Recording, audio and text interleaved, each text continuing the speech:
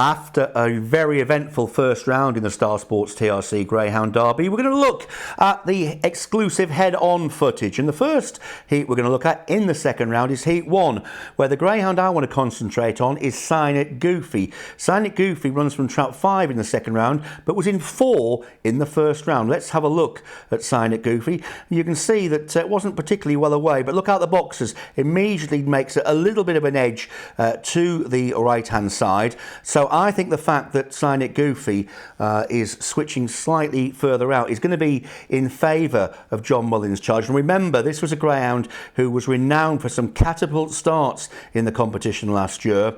I think the makeup here, with all those low numbers, straight up, that tells you where we think the greyhound's going to run. Bubbly Cooper in 1, we think he'll move off a little bit. Hope's Rhino could get squeezed out with YI Man, who's lane 1.5. So there could be a bit of scrimmaging inside here. And Sign It Goofy looks to have a perfect box in 5. Could make a flying start, and that's one to be very much interested in. Moving on, we're going to look at Heat 7 next, and the greyhound that really catches the eye here is the greyhound who set the Derby off to a brilliant start, the Brendan Matthews trained bitch Undulation. Let's look at her running from trap 3 in the opening heat, and she made an absolute flying start. Ran from 3, as you can see, and ran perfectly straight to the bend. Absolutely couldn't have kept a more even line. Now she moves to 4, but I don't think that's going to be any issue whatsoever for Brendan Matthews' charge. There could be scrimmaging inside. Look at Savannah Topcat. Romeo Magico definitely look likely to move off. If Undulation traps in the same sort of fashion, I think we'll see her progressing. And of course, remember, she's just coming out of season. She's only going to get fitter.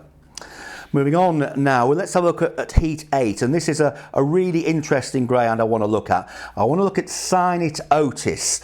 Now, Sign It Otis ran from trap 1 in the first round and absolutely moved off straight away. Wasn't suited by the inside draw. You can see in the red jacket, and he's trying to edge off. Would have probably edged off even more, but for the presence of other rivals. Look at that, going on the run to the bend. Sign It Otis is going to love trap 4. Not only that, look at the numbers on the greyhounds drawn inside 1, 2 and 3. Now, one of them may get away, but the likelihood is there'll be crowding there. And Sign It Otis, you'd have to say, has a brilliant makeup here. We know Sign It Otis is capable of flying start, may very well produce it from trap 4, and we could see a very different outcome if that's the case. The next heat we're going to look at is the first heat on Saturday, and that's Heat 9. And I think this is a greyhound that is very interesting in the round fastest sectional market. That's Brookside Ritchie for Jimmy Fennick. Running from trap 1 in the first round. A lot of people were surprised that it wasn't a faster sectional, but I think just checked at the start. Now, only moves off a little bit, maybe moved about 2, 2.5. I think we've given Brookside Ritchie on the straight up. But look again at the makeup inside. You've got greyhounds who are all going to be looking for the rails. And Brookside Ritchie, only a few weeks ago, produced a flying 4:02 sectional from what box? Trap 4 at Towcester. Look at plenty of pace in this race, very little margin for error. I don't think Brookside Ritchie will make an error from 4 and has to be of major interest. The other greyhound we really must look at, of course, is Clona Duke. Clona Duke set the track record, really lit the competition up on a bumper round for Graham Holland. Was in trap 2, was in trap 1 on that occasion. Let's have a look what Clona Duke did from 1. I'm very surprised the stewards didn't consider reseeding Clona Duke to middle. Look at that, from trap 1 right off straight away. Didn't stop Clona Duke at all. Was fantastic, and we know what he went on to do. But the makeup now in 3, I think that's going to work really well for him.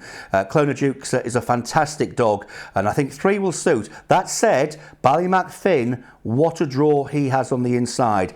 Everything moving off. There's just one more heat I want to have a look at, and that's Heat 16. It's the last one, and Ballymat Merino is the greyhound we're going to look at. This was one of 2 seeding changes.